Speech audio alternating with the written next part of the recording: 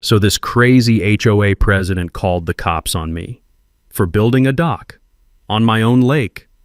Not the community lake, not some shared property. My lake, the one my family's owned since 1962. It's 6:30 Tuesday morning. I'm sipping coffee, watching mist rise off the water. Peaceful as heaven. Then wham, sirens screaming up my driveway. My first thought, heart attack, car wreck. Something serious. Nope. Karen Kellerman, HOA queen and professional busybody, convinced the police I was destroying community waterways. About my private lake. I could still feel the vibration from her stomping across my wooden dock earlier, pointing fingers like some detective. Here's the kicker. By the time this was over, Karen and her precious HOA were writing me checks. Every month. Just for the privilege of using water that was never theirs. What would you do if some neighbor tried to control property you own free and clear? Before we jump in, tell me where you're watching from. And drop your HOA horror stories in the comments. You're gonna love how this ends.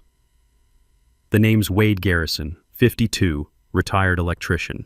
This whole mess started because I wanted to fish in peace. I inherited this slice of heaven from my grandfather back in 2009. 3-bedroom cottage on Lake Serenity's eastern shore. Nothing fancy.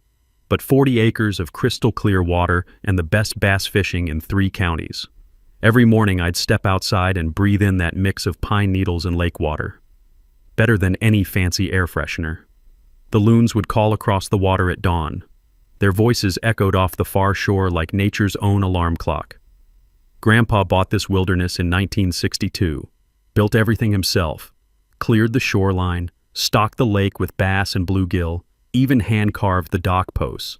Smart man who believed in doing things right the first time. In 2015, I scraped together enough to buy an extra 200 feet of shoreline from a neighbor heading to Florida. Figured it would give me more privacy after my divorce. Life was quiet, peaceful. Just me, the fish, and 40 acres of mirror-smooth water. Then 2018 happened. Some developers discovered our little paradise, built a bunch of McMansions on the western and northern shores. Big houses, bigger boats, biggest egos. Suddenly, Lake Serenity had rich neighbors who wanted to organize everything. They formed an HOA faster than you could say property values. Wanted order, wanted standards, wanted control over every blade of grass and every dock nail. Enter Karen Kellerman, 47 years old. Real estate agent with perfectly styled blonde hair and a white BMW she washes twice weekly. Moved here from some cookie-cutter subdivision. Wanted the charm of lakefront living with proper community oversight. Karen always carries this little leather folder containing the HOA rulebook. I swear she's memorized every comma and semicolon. She talks sweet but cuts deep, you know the type. Smiles while saying, "We maintain standards for everyone's benefit." Meanwhile, her eyes calculate your property value and find you lacking. I should mention Karen has some interesting opinions about who belongs in upscale communities. She's never said anything directly, but there have been comments, little remarks about certain types and maintaining the right kind of neighborhood character. You get the picture. The trouble started on a Tuesday morning in late spring. I'm down at my dock getting my little aluminum boat ready for some early bass fishing. The wood felt like rough sandpaper under my bare feet. 60 years of weather had worn those planks smooth in some spots, splintery in others. That's when I heard it. Click, click, click. High heels on wooden dock planks. "Excuse me," Karen called out in her fake sweet voice. "You need to remove that unauthorized watercraft immediately." I turned around, coffee mug still warm in my hands. Steam was rising off the surface, mixing with the morning mist. "I'm sorry, what now?" She opened her little leather folder like she was serving a court summons, started reading in this robot voice. According to HOA Regulations Section 4.7, all watercraft must be architecturally approved and meet established community aesthetic standards. She pointed at my grandfather's humble 1960s rowboat like it was roadkill. That is definitely not approved. The morning air carried that earthy scent of cattails and old cedar. Peaceful sounds of water lapping against the shore made this whole conversation feel completely insane. "Karen," I said, setting my coffee down carefully, "I appreciate your concern, but I'm not part of your HOA, never have been. This property's been in my family since before your organization was even a thought." Her smile got tighter. Everyone on this lake follows our rules, period. We're responsible for maintaining property values and community standards for all residents. Not on my property, you're not. That's when Karen's sweet mask slipped completely. Her voice dropped to Arctic temperatures. We'll see about that. She clicked away down my dock, leaving angry tire tracks in my gravel driveway. I thought that was the end of it, like watching someone argue with a stop sign. You want to help, but the sign's gonna win every time. I was about to learn just how wrong I could be. 2 weeks after Karen's little dock visit, I thought we'd reached an understanding. She'd stay on her side of the lake, I'd stay on mine, and we'd both get on with our lives. Then my driveway got blocked. It started innocently enough. Tuesday evening, I'm coming back from the grocery store with a truck full of supplies. As I turn into my driveway, there's a wall of cars. 4 vehicles parked right across the entrance like some kind of roadblock. I sat there for a minute, engine idling, wondering if someone was having a medical emergency.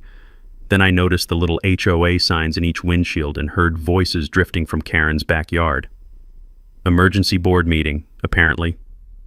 How convenient. I walked over to Karen's property, groceries still sitting in my truck.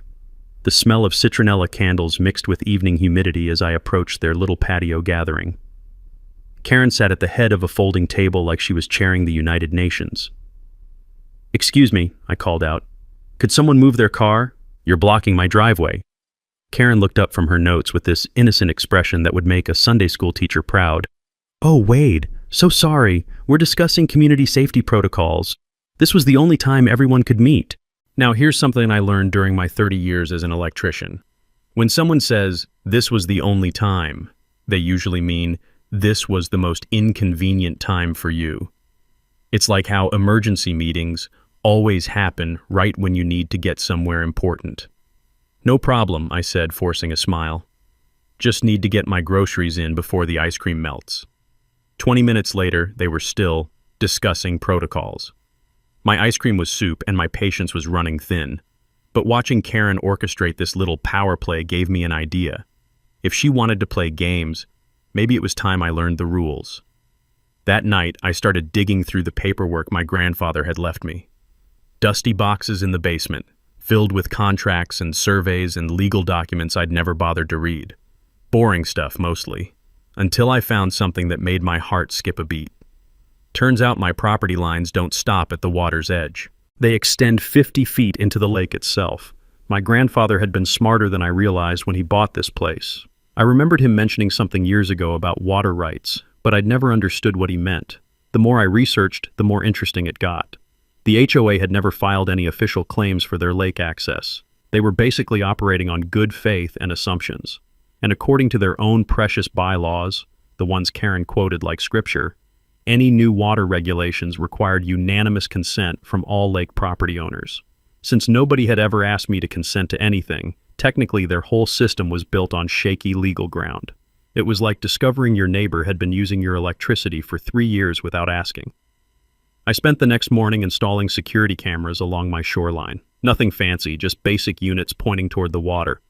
If Karen wanted to document everything I did, fair was fair. The cameras paid for themselves on day 1. I caught 3 HOA members, including Karen, walking along my shoreline with measuring tapes and notebooks, taking pictures, making notes, acting like they owned the place. I could have called the cops right then. Trespassing is trespassing. But sometimes you let people dig their own holes a little deeper before you hand them the shovel. Instead, I put up private property signs every 20 feet along my shore, bright yellow, impossible to miss. The sound of my hammer echoing across the water felt oddly satisfying. Karen's response was swift and predictable. Another call to the county claiming I was creating unnecessary tension and disrupting community harmony. The county official, clearly tired of Karen's repeat performances, basically told her to work it out like an adult. You could hear his patience evaporating through the phone. That's when I knew Karen had run out of official channels. No more cops, no more inspectors, no more bureaucratic backup. She was going to have to get creative. And boy, did she ever. I started seeing her white BMW cruising past my property twice a day. She'd pull over, take photos from the road, always careful to stay legal. But the real tell was when I spotted her floating offshore in a kayak, pointing a professional camera at my dock like some kind of lake paparazzi. Something big was coming. I could feel it in the humid air, the way you sense a thunderstorm building on the horizon. Karen's big plan revealed itself the following weekend in the most obnoxious way possible. Saturday morning, 6:30 sharp. I'm out on my dock with my coffee, watching the mist rise off the water like I'd done 1,000 times before. Perfect fishing weather, the kind of morning that makes you grateful to be alive. Then I heard them coming. Boat engines. Multiple boat engines. Getting louder. Around the bend came what looked like a miniature naval fleet. 5 boats, all flying little HOA flags circling my shoreline in synchronized formation. Karen led the parade in a gleaming white speedboat that probably cost more than my annual pension. Water safety patrol, she announced through a battery-powered megaphone that could wake the dead, ensuring proper boating protocols and community standards. I nearly choked on my coffee. These people were actually patrolling my water, acting like they were the Coast Guard. Honestly, it looked like a confused Navy SEAL team practicing formations around a guy just trying to catch bass. The absurdity was so thick you could fish with it. Every 15 minutes, they'd circle back past my dock. Karen would slow down, point that megaphone in my direction, and announce something about monitoring compliance with established waterway standards. The other boats followed her like ducklings, their wakes rocking my grandfather's old dock with unnecessary force. But watching their little water circus gave me an idea. All that research I'd been doing wasn't just about property lines. I'd stumbled across something interesting about navigation laws while reading through my grandfather's old files late one evening. Turns out there's this thing called no-wake zones. Makes perfect sense when you think about it. Boats speeding past fishing areas create dangerous wakes that can damage docks or hurt people.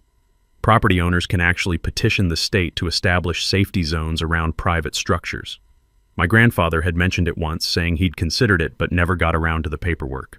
While Karen's patrol was busy circling like sharks smelling blood, I was quietly filling out DNR paperwork on my kitchen table. Request for a 100-foot no-wake zone around my dock. Completely legal, completely reasonable, and something that would turn Karen's dramatic boat parade into the world's most boring slow-motion crawl.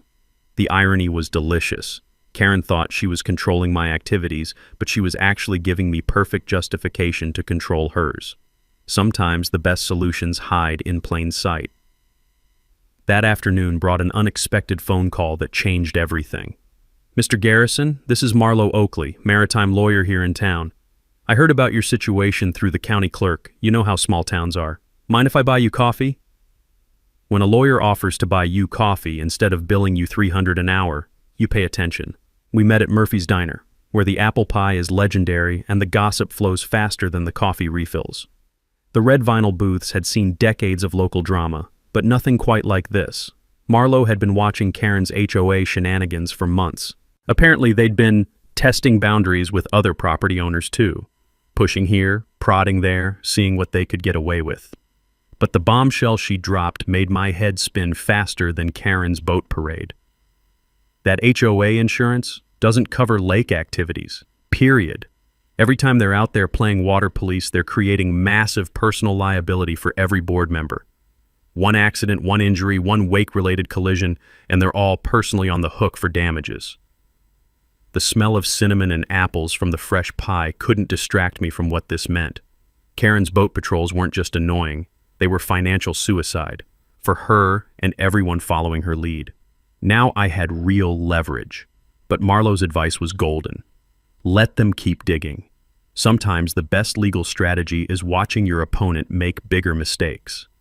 So I stayed quiet and kept my cameras rolling. Every boat circle, every megaphone announcement, every time they violated basic boating safety near my dock, my evidence folder was getting fatter than Murphy's pie slices. Karen wasn't done escalating, though. The psychological warfare started the next week with surgical precision. Suddenly, everywhere I went in town, conversations stopped when I walked in. At the hardware store, people whispered behind paint displays. At the gas station, the clerk avoided eye contact like I had something contagious. Karen had been busy painting me as some kind of anti-social threat to their perfect lakefront community. She even set up a petition table outside the grocery store, collecting signatures for enhanced lake safety regulations that obviously targeted me. Her presentation was polished, professional, and completely misleading. Watching her work was like seeing a master manipulator in action. Almost impressive if it wasn't so infuriating. He just does whatever he wants out there, she told potential signers, voice dripping with manufactured concern. No regard for community safety or property values. We need protection from this kind of behavior. But small towns have their own brand of justice. And Karen was about to discover that gossip cuts both ways, especially when you're spreading lies about someone whose family helped build the community. Karen's smear campaign was working better than she probably expected. By Wednesday, I'd gotten 3 dirty looks at the post office and 2 people had actually crossed the street to avoid me. Small-town social warfare at its finest. But Karen made one critical mistake. She got greedy. Thursday morning, I'm enjoying my usual coffee and sunrise routine when a state truck pulls into my driveway. Official government plates, serious-looking guy in a uniform. The smell of diesel exhaust mixed with morning lake air as he climbed out. My first thought? Karen had somehow escalated to federal agencies. Mr. Garrison? Officer Martinez, Department of Environmental Protection, we received a complaint about potential environmental damage from unpermitted dock construction. I invited him down to examine my grandfather's 60-year-old wooden dock, the same dock that had weathered decades of storms without losing a single board. Officer Martinez spent 10 minutes checking the structure, taking photos, consulting his tablet. Then he surprised me. Sir, this is actually textbook environmentally conscious construction. Whoever built this understood sustainable lakefront development. He pointed toward the far shore where HOA boats clustered around concrete ramps. Now those structures over there, different story entirely. My pulse quickened. What do you mean?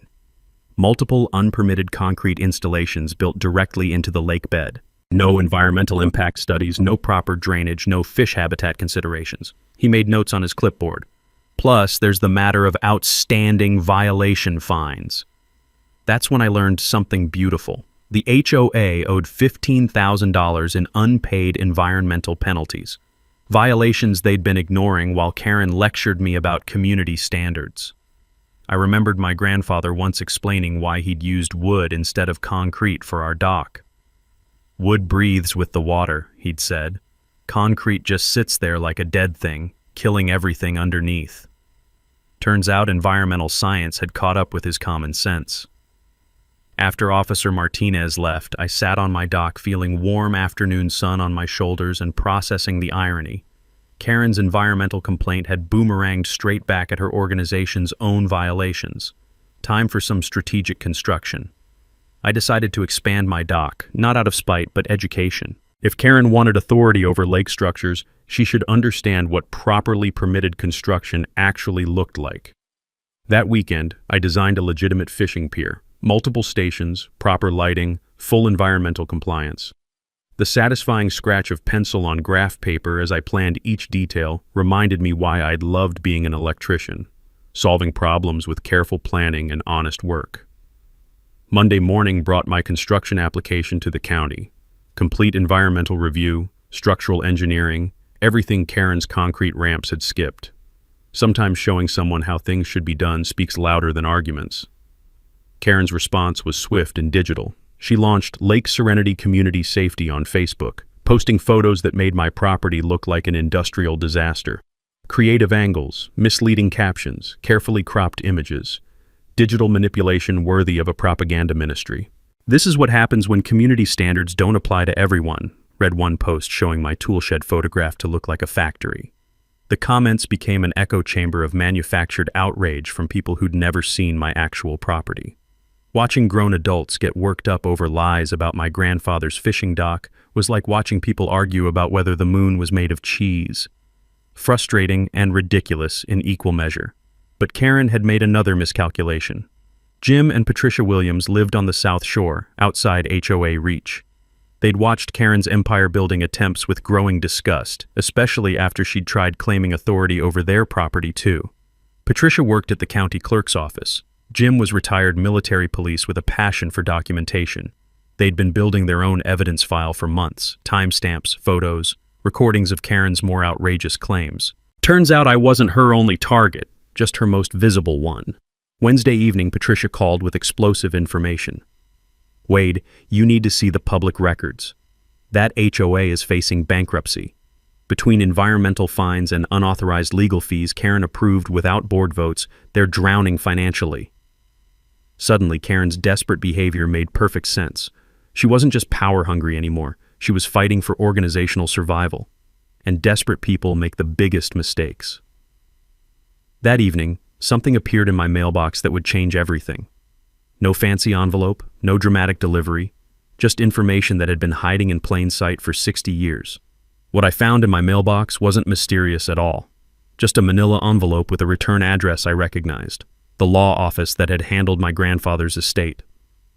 Inside was a note from his old lawyer's son, now running the practice. "Wade, we found this in Dad's files while digitizing old records. Thought you might find it interesting given what we've been hearing around town." The document inside made my hands tremble. Original lake development contract, dated 1962, signed by my grandfather and the county. I'd seen parts of it before during estate settlement, but never read the fine print. Never had reason to. Now I had every reason in the world. Section 12, paragraph 3. Developer retains perpetual exclusive rights to Eastern Shore Development Oversight and Consultation Authority for any community organization seeking lake management responsibilities. I read it 3 times before the words sank in. My grandfather hadn't just bought lakefront property. He'd retained legal oversight authority for anyone wanting to manage lake activities. The musty smell of old paper mixed with fresh lake breeze as I sat on my porch processing the implications. Section 15 was even better. Any community organization assuming lake management duties shall compensate the original developer family at fair market rates for consultation and cooperation services, calculated monthly based on scope of management activities undertaken. My coffee went cold as reality hit. The HOA hadn't just been operating without permission for 3 years. They legally owed me money for every single lake management activity they'd performed. It was like discovering your annoying neighbor had been stealing your electricity while complaining about your lawn care. The next morning, I drove straight to Marlo Oakley's office. The familiar smell of fresh legal briefs and industrial-strength coffee filled the waiting room as I clutched my grandfather's contract like a winning lottery ticket. Marlo's reaction was worth the drive. "Holy hell, Wade, this is ironclad." She spread the contract across her mahogany desk, studying each clause with the intensity of a jeweler examining diamonds. "Your grandfather essentially retained developer oversight rights in perpetuity. Every HOA lake activity without your consent is a contract violation." We spent 2 hours calculating what the HOA legally owed me. Lake management consultation, $500 monthly for 3 years. Boat launch usage fees for 24 households, $50 each per month. Environmental oversight for their unpermitted construction, $200 monthly. Total retroactive compensation, $28,800. But the real power wasn't in past fees, it was in future control. You don't just own your shoreline, Wade. You have legal authority over anyone wanting to manage lake activities. They need your permission, and they need to pay fair compensation. Marlo tapped the contract with her pen. In property law, original development contracts create binding obligations that transfer with ownership. They're nearly impossible to overturn. The takeaway was crystal clear. Always research original development contracts before assuming HOA authority extends beyond their actual legal boundaries. I sat back in Marlo's leather chair, watching dust motes dance in afternoon sunlight streaming through her window. 3 months ago, I'd been a retired electrician who just wanted to fish in peace. Now I held legal authority over the very organization that had been harassing me. The irony was so perfect it almost hurt. That evening, I drove to my grandfather's grave at Sunset Memorial. The granite headstone felt cool and smooth under my palm as I told him what his foresight had accomplished. He'd protected our family's interests 60 years into the future, probably knowing that someday developers would try to claim authority over what he'd built. "You always were 10 steps ahead, Grandpa," I whispered into the evening air, thick with honeysuckle and approaching rain. "Thanks for looking out for us." But as satisfying as this discovery was, I knew timing would be everything. Reveal too early, and Karen might find legal loopholes. Wait too long, and the financially struggling HOA might declare bankruptcy, making recovery impossible. The perfect opportunity was approaching. Karen had scheduled another emergency community meeting for the following weekend, promoting it on Facebook as a chance to address the ongoing property dispute threatening our community. She planned to present compelling evidence of my anti-community behavior and demand decisive action to protect property values. What Karen didn't know was that I'd be bringing my own evidence, evidence that would transform me from community threat to community authority figure in about 5 minutes. Time to let Karen dig just a little bit deeper before I buried her arguments completely. The next morning, I met Marlo at her office to plan what she called Operation Legal Reality Check. She'd outlined a 3-phase strategy on her whiteboard like we were planning the D-Day invasion of Karen's delusions. Phase 1, formal notice with compensation demand. Phase 2, cease and desist for unauthorized activities. Phase 3, public revelation at her own meeting. The smell of dry erase markers mixed with coffee as we worked through details. Marlo explained something I'd never considered. In contract disputes, you always document violations before demanding payment. It's like taking photos of car damage before calling insurance. Protects you legally and strengthens your negotiating position if things escalate to court. We calculated every penny the HOA owed me. Lake management consultation, $500 monthly for 36 months. Boat launch fees, $50 per household times 24 families times 3 years. Environmental oversight for their unpermitted concrete disasters, $200 monthly. Total legitimate compensation, $28,800. The beauty is, these aren't revenge penalties, Marlo said, organizing our paperwork into military-precise stacks. These are fair market rates for services they've been receiving free, like discovering your neighbor's been using your Wi-Fi for 3 years while complaining about your hedge height. While Marlo drafted legal documents with surgical precision, I started my own quiet campaign. Not Karen's dramatic Facebook theater, but actual conversations with real neighbors who'd been watching this circus unfold from their front row seats.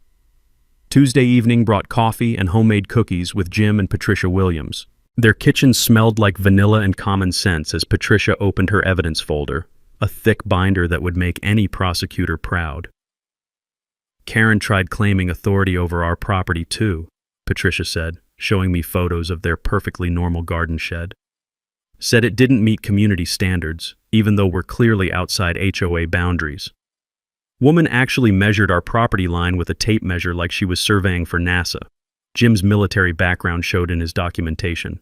Timestamps, photographs, detailed notes written in neat block letters. 30 years in MP taught me to keep records, he said. Never know when you'll need evidence, and Karen's been testing boundaries all around this lake. Turns out 3 other families had similar grandfather clauses buried in their original deeds. Karen's HOA had been operating on pure assumption for years, never bothering to research the actual legal framework they claimed to enforce. It was like watching someone direct traffic without checking if they actually worked for the city. Wednesday brought my ace ally, marina owner Frank Rodriguez.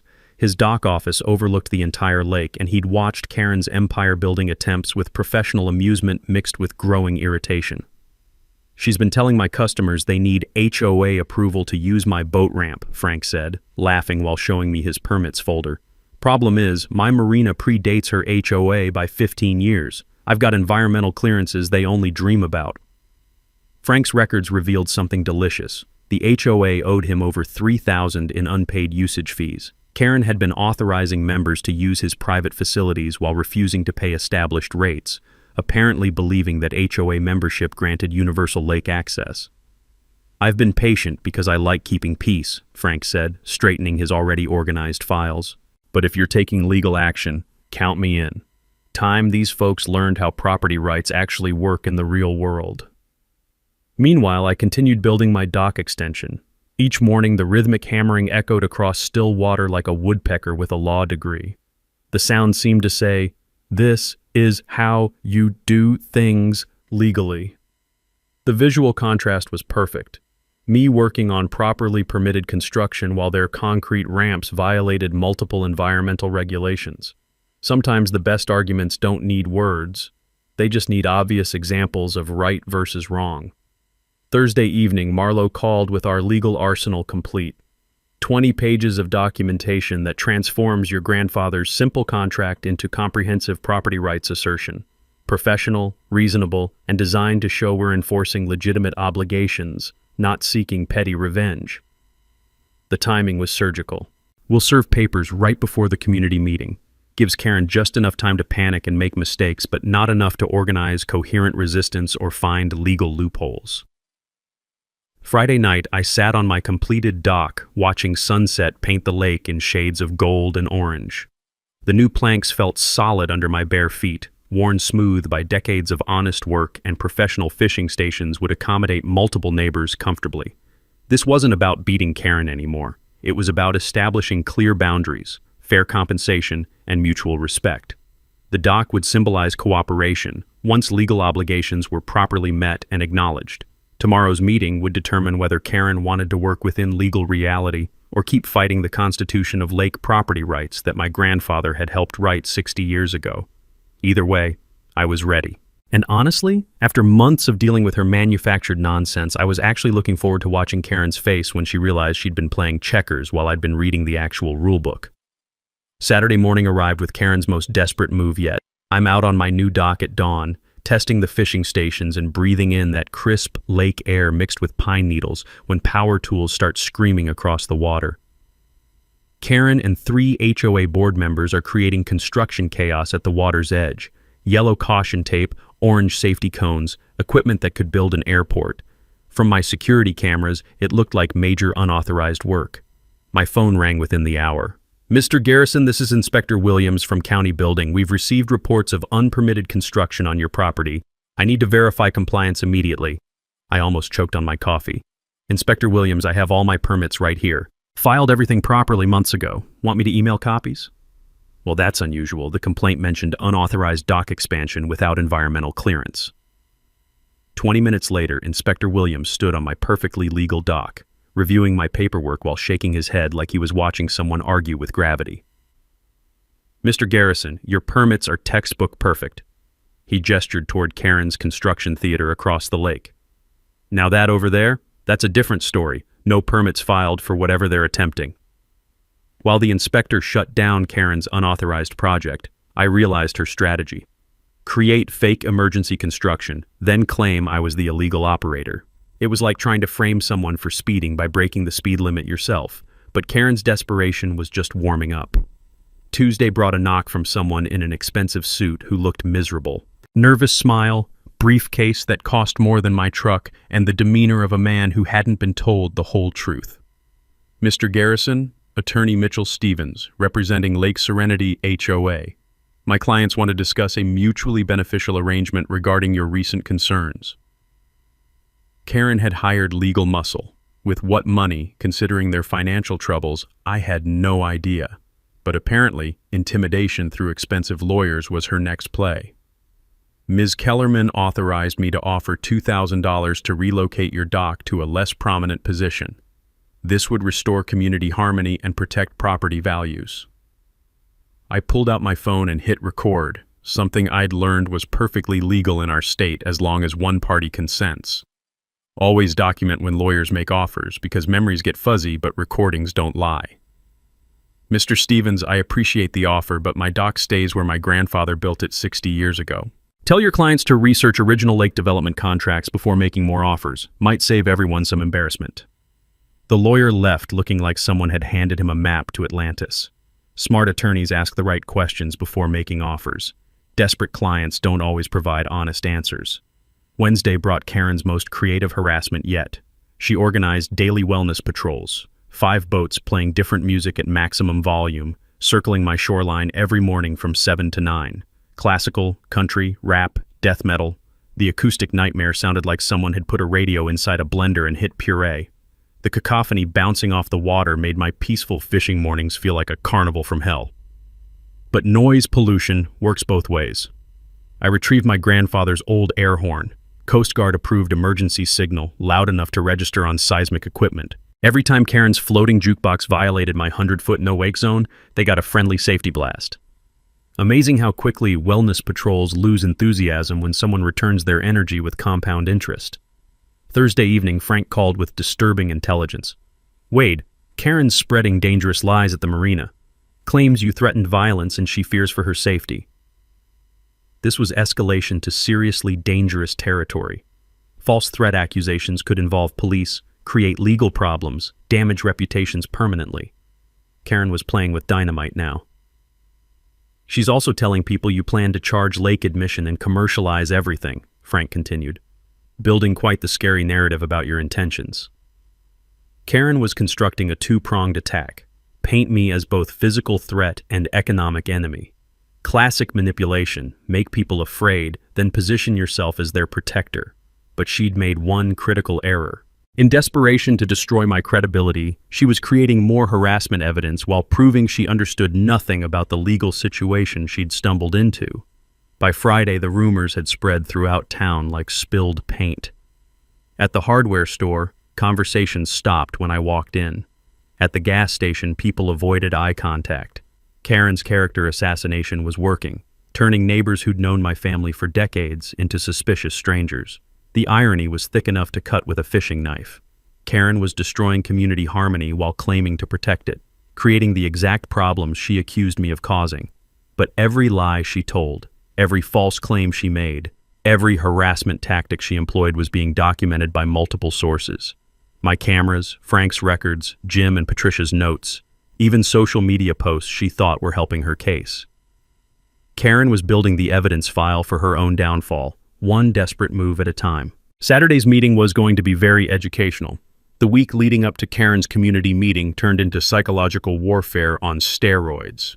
She wasn't just spreading rumors anymore. She was conducting a full-scale media campaign designed to destroy my reputation before Saturday's showdown.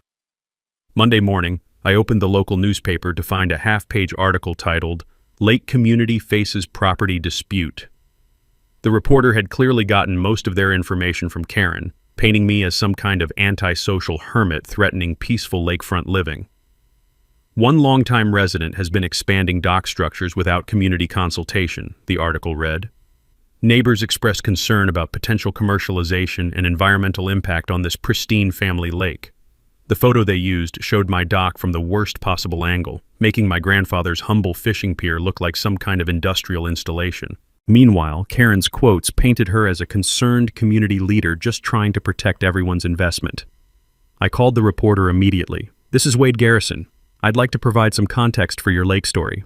The reporter, a young woman named Jessica Oakley, sounded surprised to hear from me. "Mr. Garrison, I did try to reach you for comment, but no one answered your phone." "I never received any calls, but I'd be happy to share documentation of property rights, environmental permits, and the harassment campaign your article doesn't mention." Within 2 hours, Jessica was sitting on my dock with a digital recorder, photographing my permits and reviewing my grandfather's original development contract. The smell of fresh newsprint from her notebook mixed with lake breeze as she took detailed notes. "Mr. Garrison, this completely changes the story. Why didn't the HOA mention your family's original development rights?" "You'd have to ask them, but I suspect they never researched the legal foundation before assuming authority." Tuesday's follow-up article presented a much different narrative. "Lake property rights traced to original 1962 development contract," read the new headline. Jessica had done her homework, interviewing county officials and reviewing public records, but Karen's response was swift and vicious. She organized what she called a community safety forum at the fire station, complete with printed flyers about protecting our lake from commercial exploitation. I didn't attend, but Jim Williams did. He called afterward with a full report that made my blood boil. "Wade, that woman stood up there and basically accused you of being a dangerous threat to community safety, said you've been making threatening gestures and that families are afraid to let their children near the water." The lies were getting more elaborate and more dangerous. Karen was systematically poisoning community sentiment while positioning Saturday's meeting as some kind of intervention to protect innocent families from my imaginary threats. Wednesday brought Karen's most calculated move yet. She contacted my insurance company claiming my dock expansion created liability risks for neighboring properties. Apparently, she'd researched enough to know that insurance investigations could create serious financial problems. The insurance adjuster, a pleasant woman named Maria Santos, arrived Thursday morning to inspect my property. The sound of her heels clicking on my dock planks echoed across the water as she examined every joint and support beam. "Mr. Garrison, I have to say, this is some of the finest dock construction I've seen. Your permits are in perfect order, and the environmental compliance is exemplary." She photographed the structure from multiple angles. Whoever filed the complaint clearly doesn't understand maritime construction standards. Maria's report would actually strengthen my position, but Karen's strategy was becoming clear. She was trying to create so many bureaucratic problems that I'd eventually surrender just to make the harassment stop. Thursday evening brought the most disturbing development yet. Patricia Williams called with urgent information from her county clerk connections. Wade, Karen's been researching your personal finances through public records, property taxes, business licenses, anything she can access legally. She's building some kind of comprehensive file on you. This was stalking behavior disguised as community research. Karen was crossing lines that transform neighborhood disputes into personal harassment campaigns. The fact that she was using public records made it legal, but no less invasive or threatening. Friday morning, I discovered Karen had created a second Facebook group called Lake Serenity Truth Forum. This one was private, invitation only, and dedicated entirely to sharing evidence of my anti-community behavior. Screenshots from Jim's military contacts showed posts featuring photos of my property taken with telephoto lenses, detailed analyses of my daily routines, and speculation about my real motives for dock expansion. It was like reading a conspiracy theory forum dedicated to my fishing habits. The group had 43 members, including several local business owners and 3 city council members. Karen had been more effective at community organizing than I'd realized, but she'd also created a digital paper trail of harassment that would be invaluable evidence if the situation required legal intervention. Every screenshot, every post, every member list was being documented by allies who understood the importance of evidence. Saturday morning was going to be interesting. Karen had successfully painted me as a community threat, but she'd also given me everything I needed to prove her harassment campaign violated both legal and ethical boundaries. Time to see which narrative would survive contact with actual facts. Saturday arrived with the kind of crisp autumn air that makes you grateful to be alive. I pulled into the community center parking lot at exactly 7 o'clock, carrying a leather briefcase that contained enough legal documentation to change everything. The place was packed. 50-plus people filled every folding chair, with more standing along the walls. I recognized faces from around town, some friendly, some neutral, some openly hostile thanks to Karen's week-long propaganda campaign. Karen had set up a presentation area complete with a projector, easel, and what looked like a courtroom's worth of evidence boards. She wore her best business suit and carried herself like a prosecutor about to deliver a closing argument that would send someone to prison. The smell of burnt coffee and nervous energy filled the room as people whispered and pointed in my direction. I found a seat in the back, nodding politely to neighbors who bothered making eye contact. "Good evening, everyone," Karen began, her voice carrying that perfect blend of authority and concern she'd perfected. "Thank you for attending this emergency meeting about the property situation threatening our community." She clicked to her first slide, a photo of my dock taken from an angle that made it look massive and industrial. Murmurs rippled through the crowd. For months, one individual has been expanding structures, ignoring community standards, and creating potential liability for all of us. Karen's voice rose with practiced indignation. "Tonight, we need to decide how to protect our families and property values." She spent 15 minutes building her case. Photos, complaints, manufactured evidence of my anti-community behavior. The presentation was polished, professional, and completely misleading. Watching her work was like seeing a master manipulator at peak performance. "This individual refuses to cooperate with reasonable requests," Karen continued, gesturing dramatically toward my section. "He's threatened board members, violated environmental standards, and shows complete disregard for community harmony." The crowd was eating it up.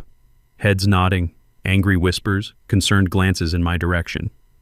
Karen had successfully painted me as the villain in her carefully crafted drama. "We need immediate action to protect ourselves from this escalating situation," she concluded. "I'm recommending we petition the county for emergency intervention and consider legal action to force compliance with community standards." Applause erupted from about half the room. Karen smiled triumphantly, clearly believing she'd won decisively. That's when I stood up. "Excuse me, Karen, mind if I respond to some of those allegations?" The room went dead silent. Karen's confident smile flickered like a candle in wind. "Of course, Wade, though I think the evidence speaks for itself." I walked to the front, opened my briefcase, and pulled out the document that would change everything. The original 1962 lake development contract, highlighted and tabbed for easy reference. Folks, before we talk about community standards and legal action, maybe we should discuss actual legal authority. I held up the contract.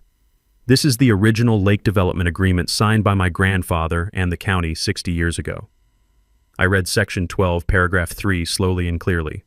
Developer retains perpetual exclusive rights to Eastern Shore Development Oversight and Consultation Authority for any community organization seeking lake management responsibilities. The room's energy shifted like air pressure before a thunderstorm, people leaning forward, confused murmurs, Karen's face going pale.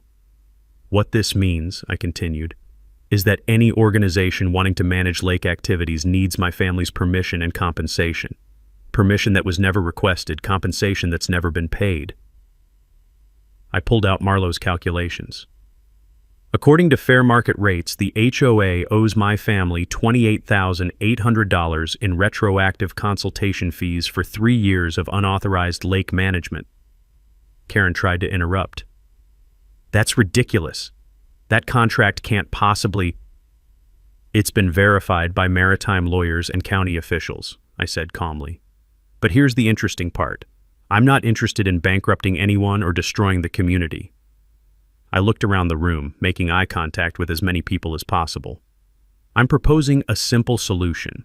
The HOA pays a reduced settlement fee, gains formal access rights under fair usage agreements, and we all work together on legitimate community improvements.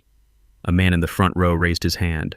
What about all these allegations of threats and anti-community behavior? I pulled out my phone, connected it to Karen's projector, and started playing security footage. This is every interaction I've had with HOA board members. You can judge for yourselves who's been threatening whom. The videos showed Karen trespassing on my property, her boat patrols harassing my fishing, board members measuring my shoreline without permission. The evidence was overwhelming and undeniable. Karen's carefully constructed narrative crumbled in real time. People started looking at her with suspicion instead of sympathy. The truth is, I said, I never wanted conflict. I just wanted to fish in peace on my family's lake. But since Karen insists on managing lake activities, she needs to honor the legal obligations that come with that authority. Karen stood up, her voice shaking with rage. This is extortion. You're trying to destroy our community harmony. No, Karen. I'm trying to restore it, based on honest communication, legal compliance, and mutual respect. The applause that followed was different from Karen's earlier reception. This was genuine, relieved, and unanimous. The immediate aftermath of that meeting was like watching a dam burst in slow motion. Karen stormed out before anyone could ask follow-up questions, leaving her presentation materials behind like evidence at a crime scene.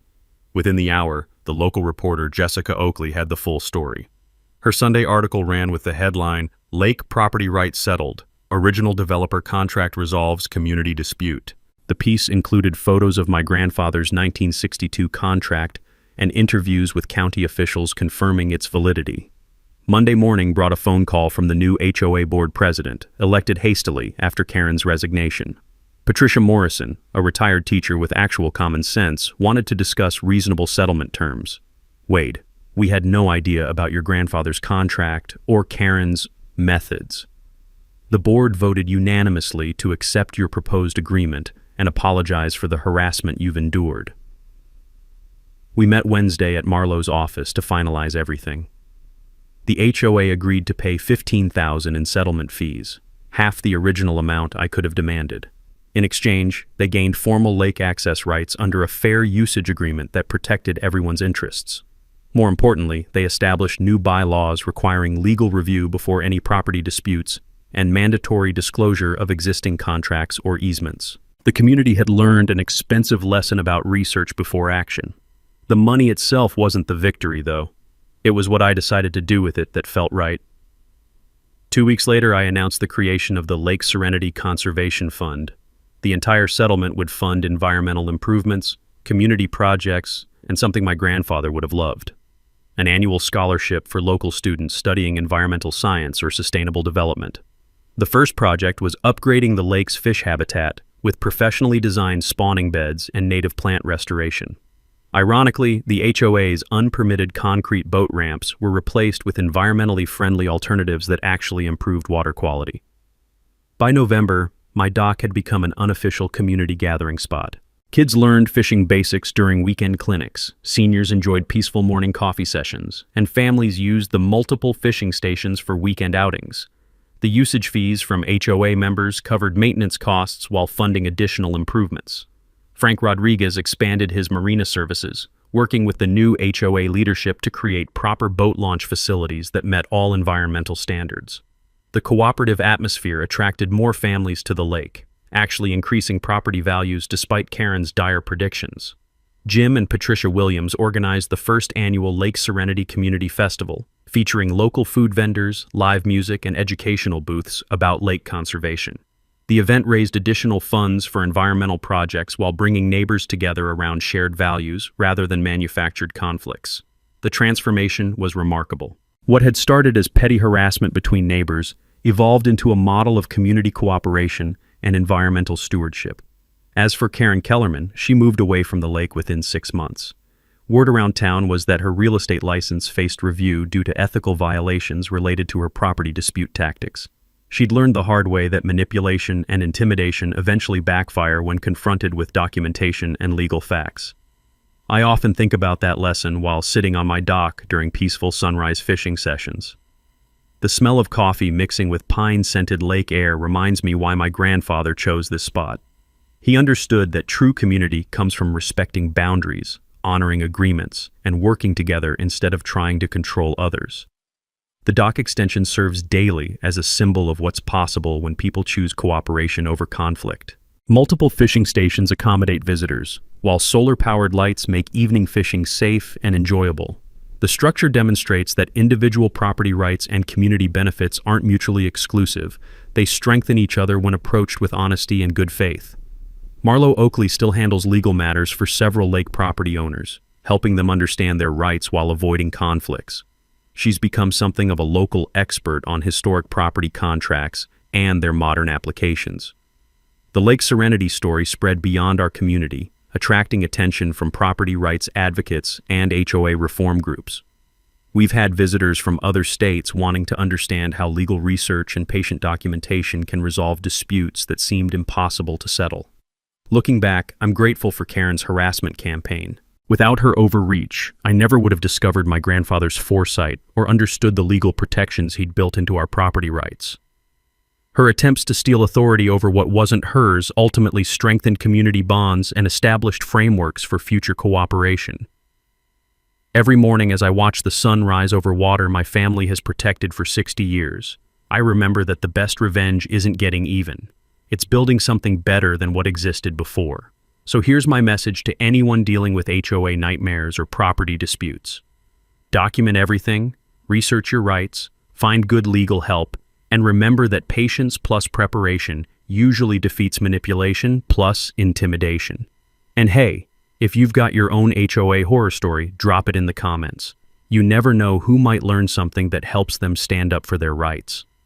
Don't forget to subscribe for more stories about turning conflict into community benefit, because sometimes the best victories are the ones that make everyone's lives better in the end. Thanks for hanging out with us on HOA Stories, where the HOA Karens meet their match. If this story had you cheering or cringing, go ahead and like the video, drop a comment with your reaction, and hit subscribe so you're ready for the next wild HOA tale.